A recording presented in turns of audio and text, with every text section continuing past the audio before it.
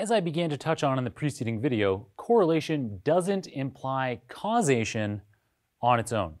So for example, we saw that sepal length and petal length of iris flowers are extremely highly correlated. But that doesn't imply that sepal length causes petal length or that petal length causes sepal length. There's a lot to the topic of causality, and I recommend Judea Pearl's book called Causality, the classic text on the topic, if you're keen to explore this in a lot of depth. In brief, however, there are 3 criteria that are required for inferring causal relationships.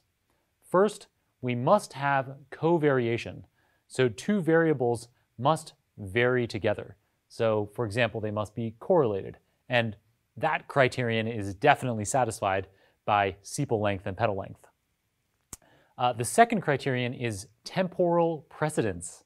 So the affected variable must vary after the supposed causal variable is varied. So our causal variable varies, and that causes our affected variable to change. And in the case of sepal length and petal length, I'm not sure that we have that obvious temporal relationship.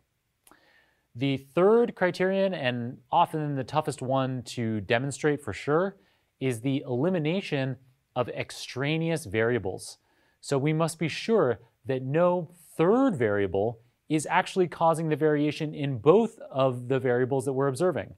So this can be tricky for data that we obtained through observation alone, but it's easier when we can control the causal variable.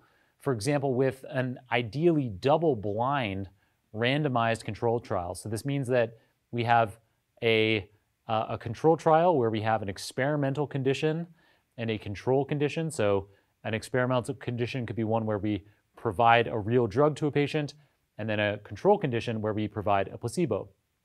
And what it means that it's randomized is that who gets the drug versus the placebo is randomized, and double-blind means that the person receiving the drug as well as the person giving the drug doesn't even know whether it's the drug condition or the placebo condition.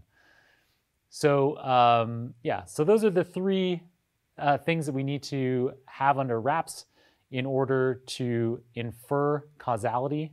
Some examples of where we could infer causality from correlation in machine learning are if we add additional neurons to a neural network. So if we have a deep learning network, we might add additional artificial neurons to that deep learning network. If it then has higher accuracy, well, that might be a causal relationship. Another example would be if we spin up additional servers or add additional RAM to a machine, and we notice that our inference time for our model gets shorter. And then a final example is removing pronouns like he or she from some machine learning model that you have, and that leads to less bias by gender in your model. So a few examples there. I hope it's clear how causation is different from correlation.